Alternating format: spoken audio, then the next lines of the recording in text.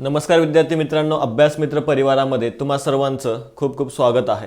मित्रांनो, आपण या ठिकाणी ही जी काही मराठी व्याकरणाची नवीन सिरीज सुरू केलेली आहे, त्यामध्ये आज आपण मराठी साहित्याविषयी जी काही महत्त्वाचे प्रश्न आहेत ते आपण अभ्यासणार आहोत, जे परीक्षेमध्ये या आधी सुद्धा विचारले गेलेले आहेत आणि येणाऱ्या तुमच्या परीक्षेमध्ये सुद्धा काय केले जातील तर हे प्रश्न तुम्हाला जशास तसे विचारले जातील. ठीक आहे, काही अति महत्त्वाच्या प्रश्नांचा आज आपण या ठिकाणी अभ्यास करणार आहोत, जे तुमच्या सरळ पेपरमध्ये त्या ठिकाणी तुम्हाला दिसणार आहे. ठीक आहे, सुरुवात करूयात. आता बघा, काही असे व्यक्ती आहेत किंवा काही अशा नवीन बाबी आहेत ज्या आपल्या या परीक्षेसाठी महत्त्वाच्या आहेत, ज्यामध्ये सुरुवातीला महानुभाव पंथाचे मूळ पुरुष कोण असं या ठिकाणी विचारलेलं आहे. काय, महानुभाव जो पंथ आहे त्या महानुभाव पंथाचे मूळ पुरुष कोण आहेत. मग कोण आहेत लक्षात ठेवा, गोविंद प्रभू तुम्हाला लक्षात घ्यायचे आहेत. कोण आहेत, गोविंद प्रभू किंवा गुंडम राऊळ म्हणून सुद्धा ओळखलं जातं. ठीक आहे, महानुभाव पंथाचे मूळ पुरुष कोण आहेत, गोविंद प्रभू आहेत. तर बघा, महानुभाव पंथाचे प्रणेते जर तुम्हाला परीक्षेमध्ये विचारलं तर महानुभाव पंथाचे प्रणेते कोण आहेत तर श्री चक्रधर स्वामी आहेत, लक्षात घ्यायचंय. ठीक आहे, महानुभाव पंथाचे प्रणेते परीक्षेमध्ये विचारल्यानंतर चक्रधर स्वामी लक्षात घ्या. मूळ पुरुष विचारलं तर गोविंद प्रभू तुम्हाला लक्षात घ्यायचे आहेत. त्यानंतर बघा, असा कोणता ग्रंथ आहे ज्या ग्रंथास महानुभावांचा वेद म्हणून त्या ठिकाणी संबोधलं जातं. ठीक आहे, महानुभाव जो पंथ आहे त्या महानुभाव साहित्यामध्ये असा कोणता ग्रंथ आहे ज्या ग्रंथाला या महानुभाव पंथाचं वेद त्या ठिकाणी म्हटले जाते. कोणता आहे, सूत्रपाठ नावाचा आहे, लक्षात घ्यायचे. ठीक आहे, सूत्रपाठ नावाचा जो काही ग्रंथ आहे तो या ठिकाणी आपल्यासाठी महत्वाचा आहे. हा वेद त्या ठिकाणी मांडला जातो. तसेच बघा, पुढे एक महत्वाचा प्रश्न आहे, स्मृतिस्थळ हे कोणाचे चरित्र आहे असं विचारले. ठीक आहे, स्मृतिस्थळ हे कोणाचं चरित्र आहे तर श्री नागदेवाचार्य यांचं ते चरित्र आहे मित्रांनो. ठीक आहे, प्रश्न थोडेसे वेगळे आहेत. ठीक आहे, तुम्ही जे रोज वाचता त्याच्यापेक्षा थोडेसे हटके प्रश्न आहेत आणि हे प्रश्न अत्यंत महत्वाचे आहेत, परीक्षेमध्ये विचारले जाणार आहेत. त्यासाठी लेक्चर तुम्हाला शेवटपर्यंत बघायचं आहे. बघा, स्मृतिस्थळ हे कोणाचं चरित्र आहे, नागदेवाचार्य यांचा आहे. तर मराठीतील आद्य कवयित्री म्हणून कोणाचा उल्लेख केला जातो तर महदंबाचा उल्लेख त्या ठिकाणी मराठीतील आद्य कवयित्री म्हणून त्या ठिकाणी केला जातो. मित्रांनो, लक्षात ठेवा, महत्वाचा प्रश्न आहे, परीक्षेमध्ये तुम्हाला विचारलं जाईल की मराठीतले आद्य कवयित्री कोण आहेत. ठीक आहे, मराठीतील आद्य कवयित्री जर तुम्हाला परीक्षेमध्ये प्रश्न आला तर त्या कोण आहेत, महदंबा आहेत. महदंबाचे ढवळे म्हणून ज्याला आपण ओळखतो ते त्या ठिकाणी प्रसिद्ध आहेत. ठीक आहे, आद्य कवयित्री महदंबा लक्षात घ्यायचं आहे.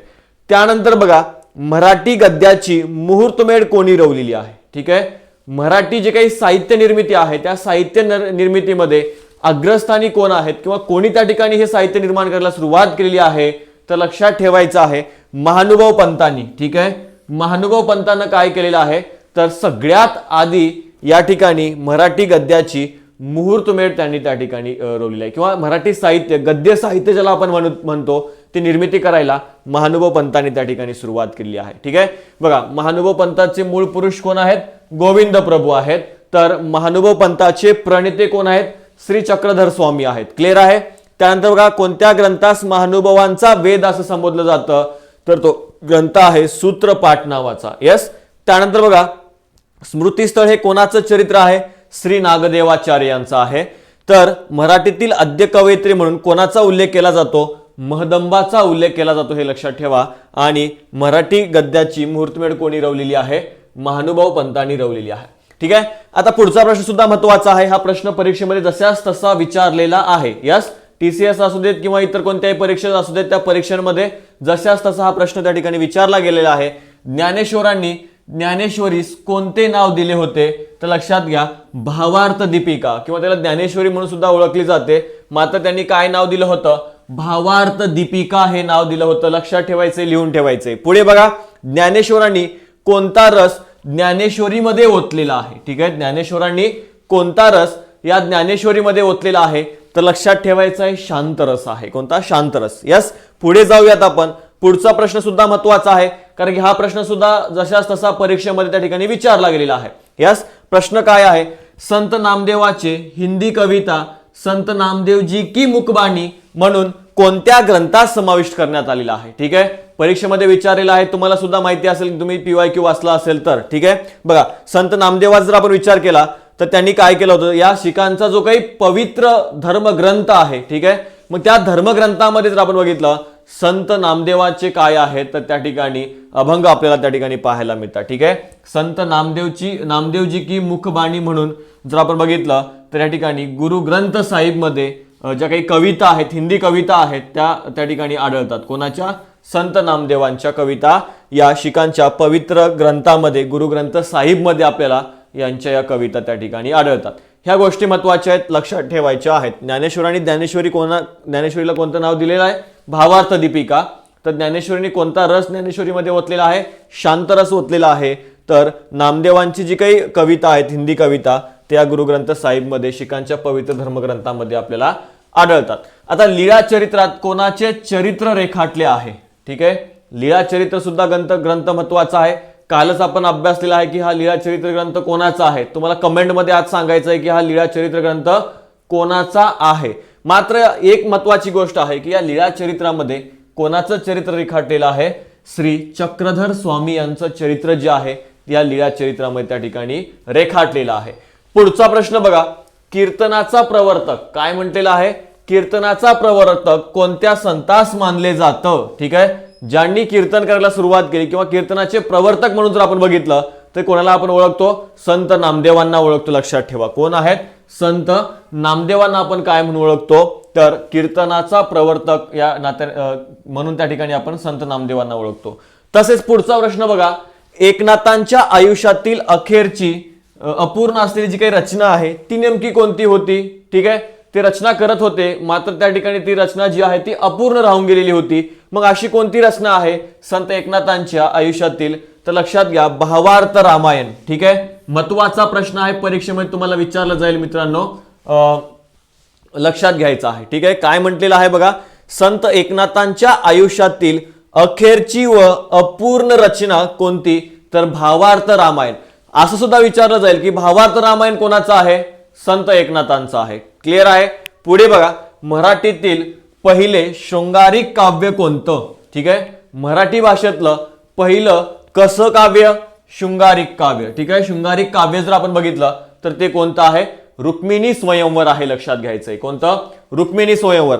हे सुद्धा जो काही प्रश्न आहे, हा सुद्धा जो काही प्रश्न आहे तो अत्यंत महत्वाचा आहे मित्रांनो. सरळ परीक्षेमध्ये तुम्हाला विचारला जाऊ शकतो की मराठीतील जर आपण बघितलं पहिलं शृंगारिक काव्य कोणतं तर ते असणार आहे रुक्मिणी स्वयंवर. लक्षात घ्यायचंय. ठीक आहे, बघा लीळा चरित्रात कोणाचं चरित्र रेखाटलेलं आहे? श्री चक्रधर स्वामी यांचं चरित्र रेखाटलेलं आहे. तर कीर्तनाचा प्रवर्तक कोणत्या संतास म्हटलं जातं? संत नामदेवांना त्या ठिकाणी म्हटलं जातं. तर पुढे बघा, एकनाथांच्या आयुष्यातील अखेरची अपूर्ण रचना कोणती? तर ती आहे भावार्थ रामायण. आणि जर आपण बघितलं मराठीतील पहिले शृंगारिक काव्य कोणतं आहे? तर रुक्मिणी स्वयंवर आहे. हे तुम्हाला लक्षात घ्यायचं आहे. येस, पुढे जाऊयात आपण. पुढे बघा, मध्ययुगीन मराठीतील पहिले भावकवी विचारले आपल्याला. कोणते कवी? भावकवी. ठीक आहे, लक्षात ठेवायचे छोटे मोठे पॉइंट जे आहेत ते मराठी भाषेतले किंवा मराठीतले मध्ययुगीन मराठीतील पहिले भावकवी म्हणून कोणाला ओळखलं जातं? संत नामदेवांना ओळखलं जातं मित्रांनो. लक्षात घ्यायचं आहे. ठीक आहे, पुढचा प्रश्न काय सांगतो आपल्याला? तर मराठीतील आद्य पद्य आत्मचरित्रकार कोण आहेत? ठीक आहे, मराठीतले सुरुवातीचे पद्यात्मक आत्मचरित्र करणारे कोण असं या ठिकाणी विचारलेलं आहे. तर लक्षात घ्या, संत नामदेव आपल्याला त्या ठिकाणी सांगता येतात. ठीक आहे, ज्यांनी काय केलं होतं तर जे काही आत्मचरित्र आहे ते कशा स्वरूपामध्ये? पद्याच्या स्वरूपामध्ये. ठीक आहे, काव्याच्या स्वरूपामध्ये आपल्याला त्या ठिकाणी सांगता येईल. मराठीतील ते काय आहेत? आद्य पद्य आत्मचरित्रकार म्हणून त्या ठिकाणी ओळखलं जातं. कोणाला? संत नामदेवांना. तसेच बघा, मराठीतील पहिली गीतेवर जी काही टीका आहे ती कोणी लिहिली आहे? कोणती आहे? तर ज्ञानेश्वरी आहे, संत ज्ञानेश्वरांची. ठीक आहे, मराठीतील पहिली गीता टीका कोणती? तर ज्ञानेश्वरी आहे. लक्षात ठेवायचे. पहिले भावकवी संत नामदेव, पहिले किंवा पहिले पद्य आत्मचरित्रकार कोण आहेत? संत नामदेव आहेत. आणि त्याचबरोबर आपण बघितलं मराठीतील पहिली गीता टीका ज्ञानेश्वरी या ठिकाणी लक्षात घ्यायची आहे. त्यानंतर बघा, पुढचा प्रश्न काय आहे? महत्वाचा प्रश्न आहे. प्रश्नामध्ये बघा, शिवरायास जर आपण बघितलं उपदेशपर पत्र लिहिणारा संत कोणता असं विचारलंय. ठीक आहे, छत्रपती शिवाजी महाराजांना उपदेशपर पत्र लिहिणारे संत कोणते आहेत? तर लक्षात ठेवायचंय संत तुकाराम यांनी उपदेशपर काय केले होते, पत्र लिहिले होते. पण पुढे अजून एक महत्वाचा प्रश्न आहे, पूर्ण पद्यात्मक आत्मचरित्र लिहिणारी पहिली प्राचीन संत कवयित्री कोण? महत्वाचा प्रश्न आहे. यस, महत्वाचा प्रश्न आहे, विचारला जाईल तुम्हाला परीक्षेमध्ये की पूर्ण पद्यात्मक आत्मचरित्र लिहिणारी पहिली प्राचीन संत कवयित्री कोण आहे? संत बहिणाबाई आहे मित्रांनो. मोस्ट इम्पॉर्टंट प्रश्नामध्ये तुम्ही त्या ठिकाणी टाकून ठेवायचा आहे. ठीक आहे, परीक्षेमध्ये विचारला जाऊ शकतो हा प्रश्न की पूर्ण पद्यात्मक आत्मचरित्र लिहिणारी पहिली प्राचीन काय विचारलंय, कवयित्री विचारलंय, कोण आहेत? संत बहिणाबाई आहेत, लक्षात घ्या. त्यानंतर बघा, समग्र महाभारत मराठीत प्रथमच आणणारा कवी कोण आहे? तर विष्णुदास हे आहेत, ठीक लक्षात घ्यायचंय. ठीक आहे, विष्णुदास यांनी काय केलं होतं, संपूर्ण जे काही महाभारत आहे ते त्यांनी मराठीमध्ये त्या ठिकाणी आणलेलं होतं. असे कोण आहेत? तर विष्णुदास आहेत, लक्षात घ्यायचंय. ठीक आहे, पुढे बघा, भारुड या काव्य प्रकारास कोणी लोकप्रियता मिळवून दिलेली आहे? तर संत एकनाथांची जी काही भारुड आहेत ते त्या ठिकाणी प्रसिद्ध आहेत बघा, लक्षात ठेवायचंय. आगगबाई इंचू चावला वगैरे जे काही अभंग किंवा भारुड आहेत, जे काही भारुड आहेत ते भारुड एकनाथांनी काय केलं होतं, तर या भारुड प्रकाराला त्यांनी त्या ठिकाणी मोठ्या प्रमाणामध्ये काय केला होता, त्याचा वापर केला होता. त्याला लोकप्रियता त्या ठिकाणी मिळवून देण्याचं काम कोणी केलेलं आहे? तर संत एकनाथांनी त्या ठिकाणी केलेलं आहे. मित्रांनो लक्षात ठेवा, कोणता प्रकार आहे काव्य? भारुड हा काव्य प्रकार तुम्हाला लक्षात ठेवायचा आहे. या काव्य प्रकारास त्या ठिकाणी कोणी लोकप्रियता मिळवून दिलेली आहे?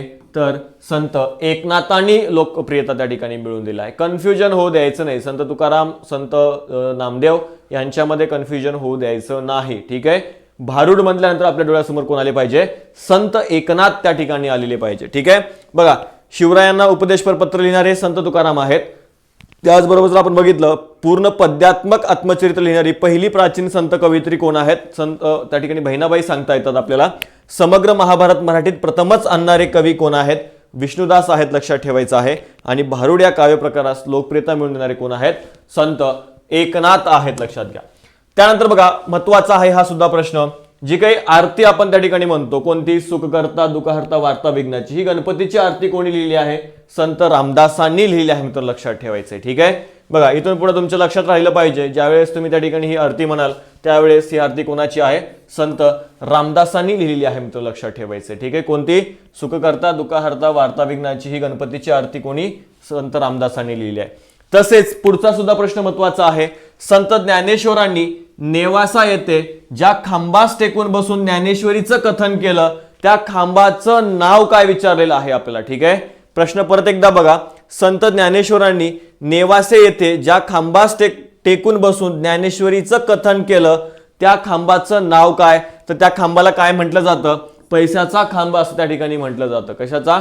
पैशाचा खांब असं त्या ठिकाणी त्या खांबाला म्हटलं जातं. पुढे बघूयात आपण, केशवसुतांना काय म्हटलं जातं? तर केशवसुतांना आधुनिक कवी कुलगुरू म्हणून ओळखलं जातं. तुम्हाला परीक्षेमध्ये विचारलं जाईल की खालीलपैकी कोणाला आधुनिक कवी कुलगुरू म्हणून ओळखलं जातं? तर असे कोण आहेत? केशवसुत आहेत, तुम्हाला लक्षात ठेवायचंय. ठीक आहे, पुढे बघा, फुला मुलांचे कवी असं कोणास म्हटलं जातं? रे टिळक यांना. ठीक आहे, लक्षात घ्या, हा सुद्धा प्रश्न काय आहे? मोस्ट इम्पॉर्टंट मध्ये तुम्ही याला घेऊ शकता. हा सुद्धा प्रश्न तुमचा मोस्ट इम्पॉर्टंट आहे. ठीक आहे, काय काय म्हटलेलं आहे परत एकदा मी सांगतो. केशवसुतांना आधुनिक कवी कुलगुरू त्या ठिकाणी म्हटलं जातं. तर फुला मुलांचे कवी म्हणून कोणाला ओळखलं जातं? रे टिळक यांना त्या ठिकाणी फुला मुलांचे कवी म्हणून ओळखलं जातं. ठीक आहे, पुढे जाऊयात आपण. पुढे बघा, माधवानुज यांना टिंबटिंब उपाधीने संबोधलं जातं. ठीक आहे, कोणत्या उपाधीने संबोधलं गेलं आहे? बोध कवी, लक्षात घ्यायचंय. ठीक आहे, बोध कवी या उपाधीनं कोणाला संबोधलं जातं? माधवानुज यांना संबोधलं जातं. तुम्हाला फिरून पण विचारलं जाईल की बोध कवी कोण म्हणून कोणाला त्या ठिकाणी संबोधलं जातं? तर ते आहेत माधवानुज, किंवा माधवानुज यांना कोणत्या उपाधीने त्या ठिकाणी संबोधलं जातं?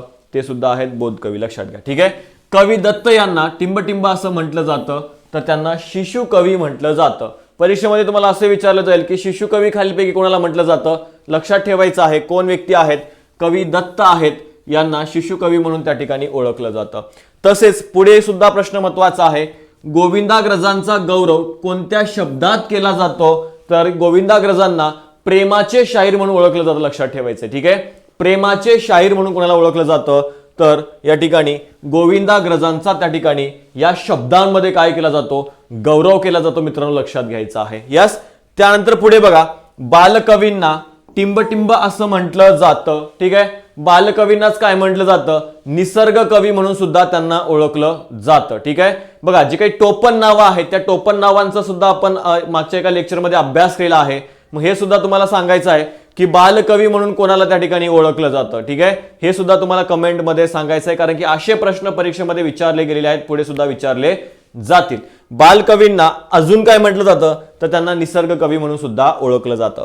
पुढे आहेत कवी बी. ठीक आहे, कवी बी यांना आधुनिक मराठी कवितेतील भीष्माचार्य असं कोणी म्हटलेलं आहे, तर श्री कृ कोल्हाटकर यांनी त्यांना काय आधुनिक मराठी कवितेतील भीष्माचार्य असं म्हटलेलं आहे.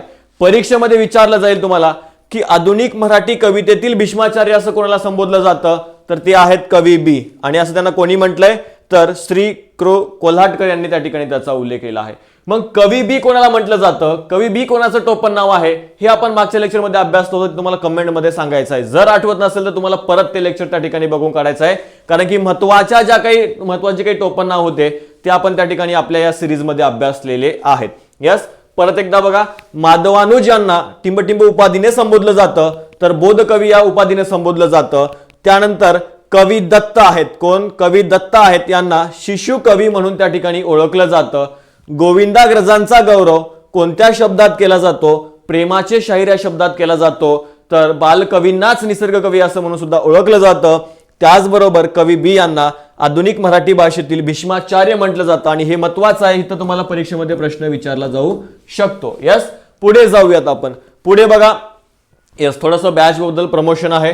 बघा, फॉर्म वगैरे भरून तुमचे झालेले असतील, आणि जरी अजून तुम्हाला वाटत असेल, थोडी जरी मनामध्ये भीती असेल की एवढं सगळं आहे कसं कव्हर होईल, तर आपण आपल्याकडे बॅच सुद्धा आहे जी तुम्हाला त्या ठिकाणी जो काही सिलेबस आहे तुमच्या परीक्षेचा तो सर्वच्या सर्व त्या ठिकाणी आपण याच्यामध्ये कव्हर केलेला आहे, ज्यामधून येत्या जे काही तुमचे शेवटचे दिवस राहिले आहेत किंवा जे काही तुमच्याकडे दिवस शिल्लक आहेत त्या कमीत कमी दिवसामध्ये परिपूर्ण तयारी करण्यासाठी तुम्हाला ही तलाठी भरती निश्चय बॅच आपली नक्कीच मदत करेल. जी बॅच जी आहे तुम्हाला आपल्या अभ्यास मित्र नावाचं ऍप्लिकेशन आहे, त्या ऍप्लिकेशनवर त्या ठिकाणी अभ्यासायला मिळेल. जर काही अडचणी येत असतील तर खाली कॉन्टॅक्ट नंबर सुद्धा दिलाय, त्यावर तुम्ही कॉल करू शकता. ठीक आहे, पूर्णपणे रेकॉर्डेड स्वरूपातली ही बॅच तुम्हाला त्या ठिकाणी मिळून जाणार आहे.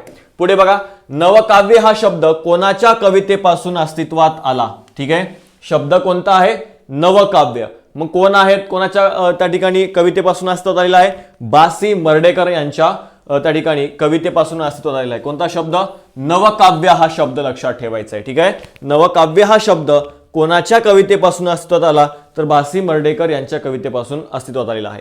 पुढे बघा, चिंतनशीलता हा टिंबटिंब यांच्या कवितेचा विषय आहे, तर विंदा करंदीकर लक्षात ठेवायचं आहे. ठीक आहे, विंदा करंदीकर लक्षात ठेवा, यांच्या कवितांचा विषय काय आहे, तर चिंतनशीलता आहे. त्यानंतर पुढे जाऊयात आपण, बहिणाबाई चौधरींच्या कवितेत आढळणारी बोली कोणती आहे किंवा भाषा कोणती आहे, तर अहिरणी भाषा आहे मित्र, लक्षात ठेवायचे. ठीक आहे, बघा, बहिणाबाई चौधरींच्या कवितेत आढळणारी बोली कोणती आहे, अहिरणी बोली आहे, लक्षात ठेवायचं आहे. आणि ही बोली कुठे आढळते हे तुम्हाला कमेंटमध्ये सांगायचं आहे. यस. पुढे जाऊयात आपण, सुनीत हा पश्चिमेकडील काव्य प्रकार मराठीत कोणी रूढ केलेला आहे. ठीक आहे, बघा, महत्वाचा आहे. पुढे सुद्धा अशा स्वरूपाचा एक प्रश्न आपण घेतलेलाच आहे. सुनीत हा पश्चिमेकडील काव्य प्रकार मराठीत कोणी रूढ केला असेल, तर तो केशवसुतांनी रूढ केला मित्र, लक्षात ठेवायचे. कोणता प्रकार आहे, सुनीत हा काव्य प्रकार लक्षात ठेवायचा आहे. त्यानंतर पुढचा प्रश्न आहे, पुण्यातील मराठी साहित्य परिषदेची स्थापना कधी झाली. ठीक आहे, पुण्यामध्ये जर आपण बघितलं तर मराठी साहित्य परिषद आहे. ठीक आहे, मग याची स्थापना जर आपण बघितली तर 17 मे 1906 रोजी त्या ठिकाणी पुण्यामध्ये करण्यात आलेली आहे. यस. नवकाव्य हा शब्द कोणाच्या कवितेपासून अस्तित्वात आला, बासी मर्ढेकर यांच्या त्या ठिकाणी कवितेपासून अस्तित्वात आलेला आहे. तर चिंतनशीलता हा कोणाच्या कवितेचा विषय होता, तर विंदा करंदीकर यांच्या त्या ठिकाणी कवितेचा विषय आपल्याला सांगता येतो. बहिणाबाई चौधरींच्या कवितांमध्ये आढळणारी जी काही भाषा आहे किंवा बोली आहे ती कोणती होती, अहिरणी बोली होती, लक्षात ठेवायचं आहे. आणि सुनीत हा जो काही काव्य प्रकार आहे तो मराठीत केशवसूत यांनी आणलेला आहे. आणि मराठी साहित्य परिषदेची स्थापना 1906 रोजी झालेली आहे. रवी किरण मंडळाचे रवी असे कोणास म्हटलं जातं. बघा, हे सहसा आपल्या वाचनामध्ये न येणारे प्रश्न आहेत जे महत्वाचे आहेत. बघा काय म्हटलंय, रवी किरण मंडळाचे रवी असं कोणास म्हटलं जातं, माधव जुलियन यांना म्हटलं जातं, लक्षात ठेवा. ठीक आहे, पुढे जाऊयात आपण. प्रणय पंढरीचा वारकरी असं कोणाला म्हटलं जातं, हे सुद्धा माधव जुलियन यांना त्या ठिकाणी म्हटलं जातं. माधव जुलियन लक्षात ठेवायचंय, यांनाच काय म्हटलं जातं, रवी किरण मंडळाचा रवी म्हटलं जातं. तसेच माधव जुलियन यांना प्रणय पंढरीचा वारकरी म्हणून सुद्धा ओळखलं जातं. महत्वाचं आहे, हे महत्वाचं आहे बघा. ठीक आहे, इथं परीक्षेमध्ये प्रश्न विचारला जाऊ शकतो. प्रणय पंढरीचा वारकरी असं कोणा संबोधलं जातं, माधव जुलियन यांना संबोधलं जातं, हे तुम्हाला लक्षात घ्यायचं आहे. पुढे बघूयात आपण. बडोदा संस्थानाचे राजकवी. ठीक आहे, कोणतं संस्थान आहे, बडोदा संस्थान आहे. बडोदा संस्थानाचे राजकवी असलेल्या कोणत्या कवीस महाराष्ट्र कवी असं त्या ठिकाणी गौरविलं गेलेलं आहे. ठीक आहे, बघा बडोदा संस्थानामध्ये ते राजकवी म्हणून होते, मग या कवीला महाराष्ट्र कवी असं गौरविलं जातं. मग कोण आहेत ते, कवी यशवंत आहेत, लक्षात ठेवा. कवी यशवंतांना काय म्हटलं जातं, महाराष्ट्र कवी म्हणून सुद्धा त्या ठिकाणी संबोधलं जातं किंवा गौरविलं जातं, लक्षात ठेवायचंय. ठीक आहे, कवी यशवंत ते कुठं होते, राजकवी म्हणून बडोदा संस्थानामध्ये होते, लक्षात घ्या.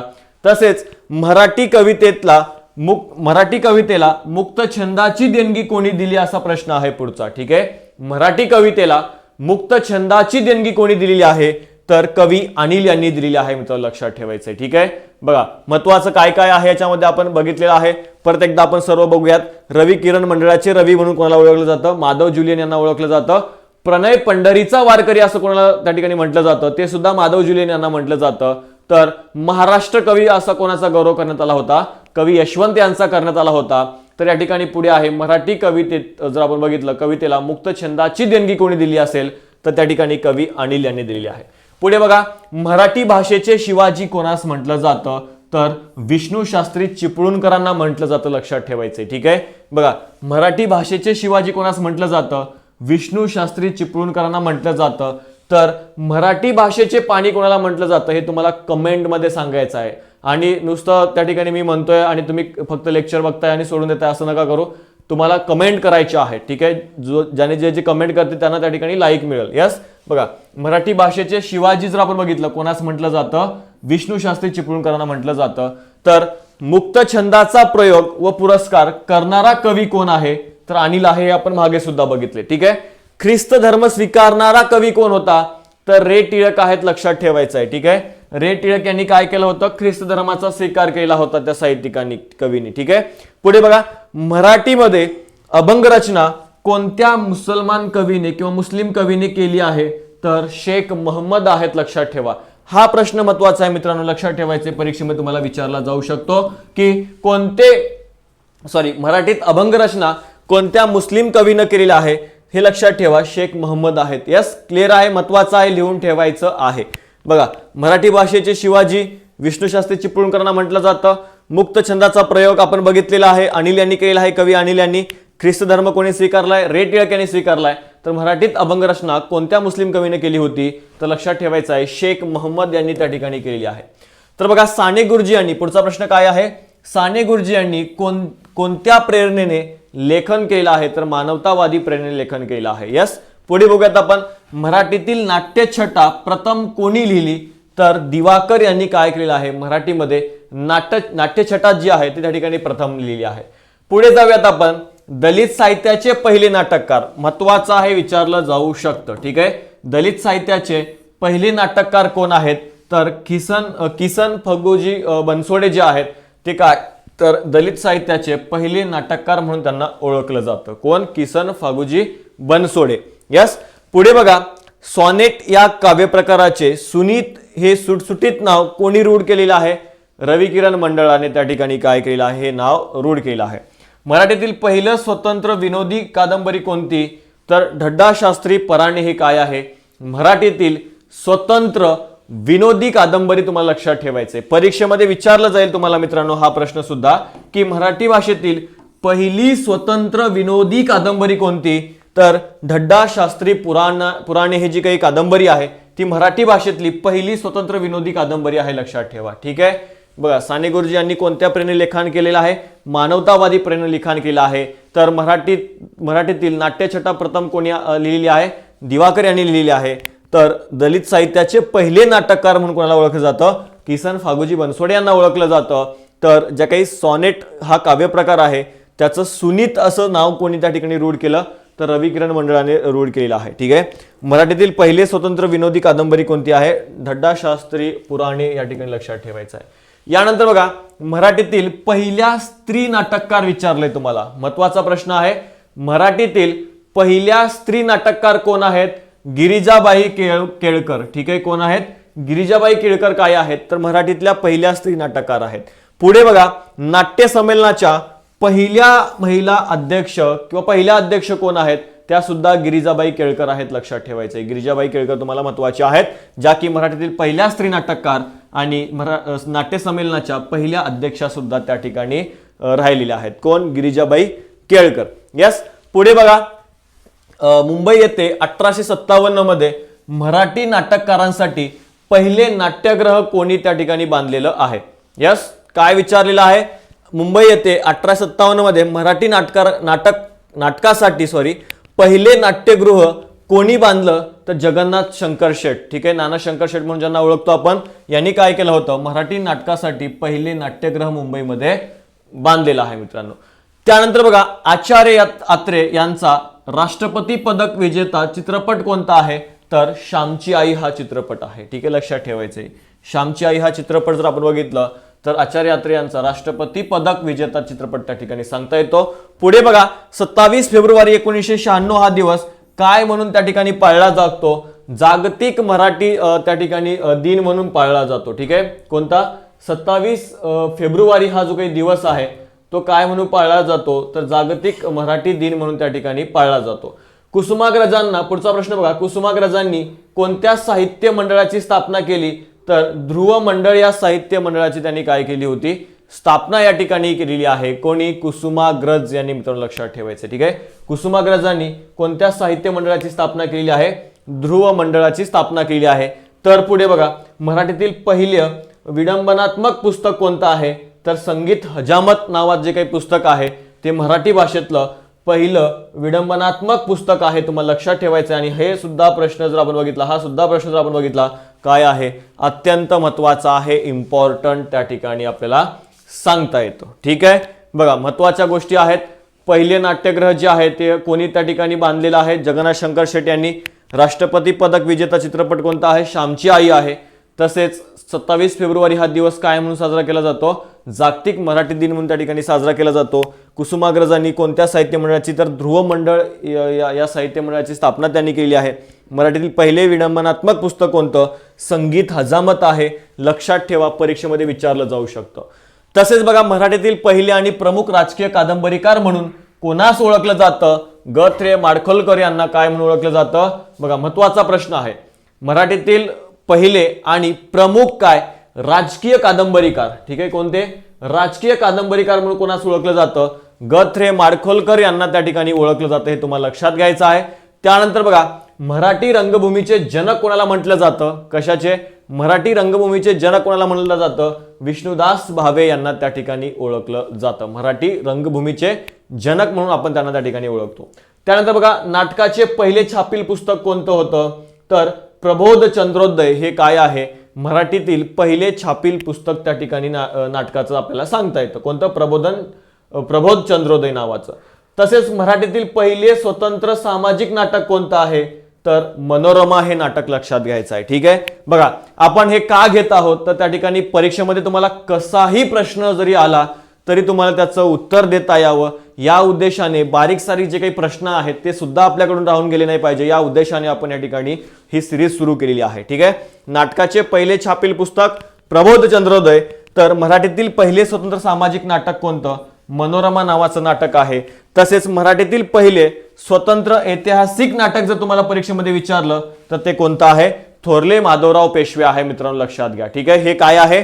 मराठीतील पहिले स्वतंत्र ऐतिहासिक नाटक आहे. कोणतं? थोरले माधवराव पेशवे. लक्षात घ्या. ठीक आहे. मराठीतील पहिले आणि प्रमुख राजकीय कादंबरीकार कोण आहेत? ग. माडखोलकर आहेत. मराठी रंगभूमीचे जनक म्हणून कोणाला ओळखलं जातं? विष्णुदास भावे यांना ओळखलं जातं. तर नाटकाचे पहिले छापील पुस्तक कोणतं आहे? प्रबोध चंद्रोदय नावाचं आहे. आणि मराठीतील पहिले स्वतंत्र सामाजिक नाटक जर विचारलं तर ते आहे मनोरमा. आणि पहिलं ऐतिहासिक नाटक जर विचारलं ते आहे थोरले माधवराव पेशवे. क्लिअर आहे? पुढे जाऊयात. ठीक आहे. आता पुढचा प्रश्न बघा. मराठी संगीत नाटकाची सुरुवात कोणत्या नाटकापासून झाली? ठीक आहे, महत्वाचा प्रश्न आहे हा, लिहून ठेवा. ठीक आहे, बघा इम्पॉर्टंट आहे, महत्वाचा आहे, परीक्षेमध्ये विचारलं जाईल. मराठी संगीत नाटकाची सुरुवात कोणत्या नाटकापासून झालेली आहे? संगीत शाकुंतल नावाचं नाटक आहे. संगीत शाकुंतल या नाटकापासून मराठी संगीत नाटकाची काय झालेली आहे? सुरुवात झालेली आहे. नाव लक्षात ठेवा, काय? संगीत नाटक. ठीक आहे, मराठी संगीत नाटकाची सुरुवात कोणत्या नाटकापासून? तर संगीत शाकुंतल. ठीक आहे, संगीत लक्षात राहील तुमच्या. यस, पुढे बघा. मराठीतील पहिला फार्स कोणी लिहिला आहे? ठीक आहे, मराठीतील पहिला फार्स कोणी लिहिला? तर बाळा कोटी भास्कर यांनी मराठीतला हा पहिला फार्स लिहिलेला आहे. यस, पुढे बघा. मराठीतील पहिले नाटक या प्रकारात लिहिलेलं दलित आत्मकथन कोणतं? ठीक आहे, मनवंतर नावाचं आहे. बघा, लक्षात घ्या. परत एकदा बघा, मराठीतील पहिले नाटक या प्रकारात जर आपण बघितलं तर लिहिलेलं दलित आत्मकथन कोणतं? मनवंतर. ठीक आहे, नाटक स्वरूपामध्ये लिहिलं गेलेलं दलित आत्मकथन कोणतं आहे? मनवंतर आहे, लक्षात ठेवा. यस, तर या ठिकाणी परत थोडंसं बॅच बद्दल इन्फॉर्मेशन आहे आपल्या. बघा, तलाठी भरती निश्चय जी काही बॅच आहे ती आपण या ठिकाणी सुरू केलेली आहे. ज्या बॅचमध्ये तुमचे जे काही सर्व विषय आहेत ते कव्हर केले जाणार आहेत किंवा ऑलरेडी जे आहेत ते रेकॉर्डेड स्वरूपामध्ये त्या ठिकाणी कव्हर केले गेलेले आहे. ठीक आहे, तर या बॅचमधून तुमचा कमीत कमी दिवसामध्ये जी काही तयारी आहे, परिपूर्ण तयारी त्या ठिकाणी होणार आहे. त्याचबरोबर जर आपण बघितलं याच्यामध्ये तुम्हाला काही टेस्ट सुद्धा मिळणार आहेत. त्या टेस्ट सुद्धा तुम्ही ऑनलाईन स्वरूपामध्ये सोडवू शकता. जसं त्या ठिकाणी तुमचे पेपर ऑनलाईन होणार आहेत तशाच पद्धतीने तुम्ही या ठिकाणी ह्या टेस्ट सोडवू शकता. तुमचा स्कोअर सुद्धा तुम्हाला त्या ठिकाणी कळणार आहे. यस, ही बॅच तुम्हाला कुठं मिळेल? तर आपला अभ्यास मित्र नावाचं ॲप्लिकेशन आहे, त्या ॲप्लिकेशन तुम्ही इन्स्टॉल करा, त्यावर ही बॅच मिळेल. जर काही अडचणी आल्या असतील तर खाली कॉन्टॅक्ट नंबर सुद्धा दिला, त्या कॉन्टॅक्ट नंबरवर सुद्धा तुम्ही कॉल करू शकता. ठीक आहे, तर थांबूयात मित्रांनो. असाच एक नवीन व्हिडिओ घेऊन आपण पुन्हा भेटणार आहोत. त्याचबरोबर तुम्हाला एक महत्त्वाची गोष्ट म्हणजे ही जी काही लिंक आहे जर तुम्हाला मिळत नसेल किंवा नोटिफिकेशन मिळत नसेल तर अशा वेळी तुम्हाला आपलं जे काही टेलिग्राम चॅनल आहे ते तुम्हाला जॉईन करायचं आहे. त्याची जी काही लिंक आहे खाली डिस्क्रिप्शन बॉक्समध्ये तुम्हाला मिळून जाईल. तिथून तुम्ही ते टेलिग्राम चॅनल जॉईन करू शकता आणि त्या ठिकाणी त्यावर आपल्या या व्हिडिओच्या ज्या काही लिंक आहेत त्या दिल्या जातात, तिथून सुद्धा तुम्ही जॉईन करू शकता. हे लेक्चर सिरीज जी आहे ती तुम्हाला नक्कीच फॉलो करायची आहे, कारण की परीक्षेमध्ये विचारले जाणारे अति महत्त्वाचे जे काही घटक आहेत ते आपण या ठिकाणी मराठी व्याकरणाशी संबंधित अभ्यासत आहोत. ठीक आहे, तर थांबूयात. हा व्हिडिओ जर तुम्हाला आवडला असल्यास लाईक करा, शेअर करा आणि सबस्क्राईब करा. आणि अशाच नवीन व्हिडिओसाठी पाहत राहा अभ्यास मित्र. धन्यवाद.